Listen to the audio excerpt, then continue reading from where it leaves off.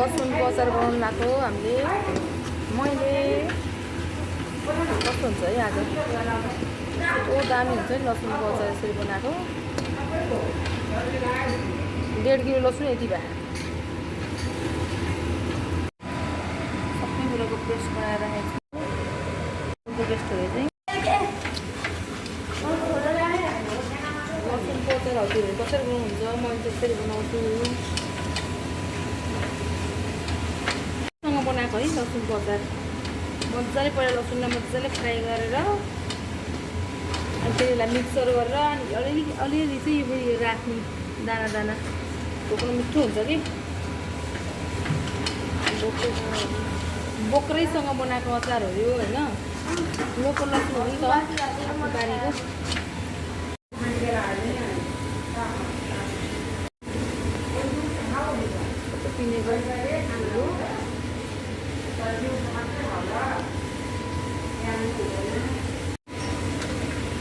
ज्वानो, मेथी, Madhesi soup, टिमुर, जिरा धनियाँ।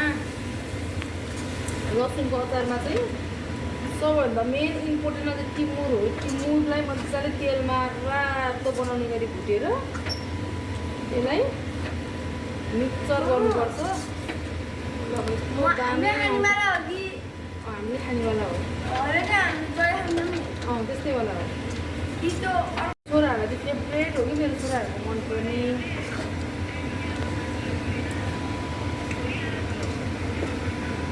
त्यसमा चाहिँ सुकेको खुर्सानी मजाले तेलमा फ्राई गरेर भुटेर मजाले मिक्सर गर्नुपर्छ होइन। प्रेसर ढिलो हालेँ है।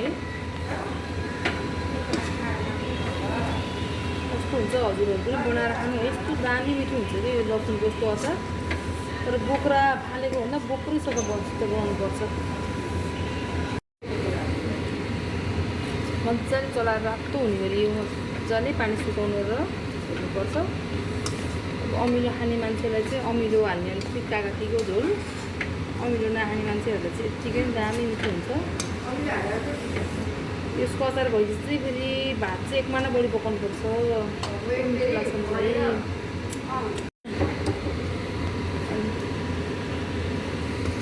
यस्तो दामी दामी देखेको होइन, यस्तो हो नि। अब यसमा अलिकति अमिलो हाल्ने हो होइन। हाल्यो कस्तो छोरो छ खाँदा टेस्ट कस्तो छ? दामी छ। मेरो छोरा चाहिँ फर्स्ट कस्टमर हो कि अचारको। मिर्चा खान कस्तो खायो हो? हजुर यो कागती हाल्नु पऱ्यो अलिकति।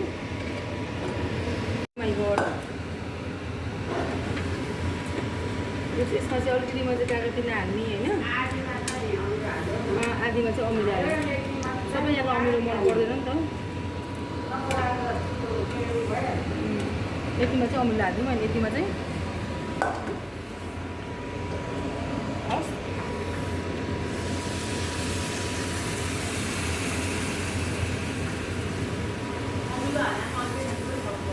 मनपर्छ।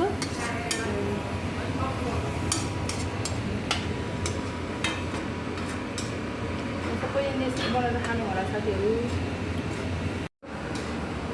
लसुनको अचार यसरी खतरक बनाएर खानु होला। यो चाहिँ अमिलो हालेको, यो चाहिँ यस्तो सुक्खा छ अमिलो नहालेको। दुब्रो दुब्रो साथीहरू चाहिँ बनाएर खानु होला। मोटाइ हेरिन्छ, धेरै भात खाइन्छ। बाई। मैले यो अमिलो हालेको चाहिँ देखाउनु बिर्सेछु कि फेरि साथीहरू। अमिलो हालेर यस्तो लटक्क बनाएर मजाले यो अमिलो सुकाउनुपर्छ। यस्तो दामी हुन्छ नि साथीहरू। त्यो बनाएर खानु होला, मिठो हुन्छ। सबैको घरमै भएको कागतीको अमिलो बनाउनु होला। फ्रेस पनि हुन्छ आफ्नो घरमा भएको।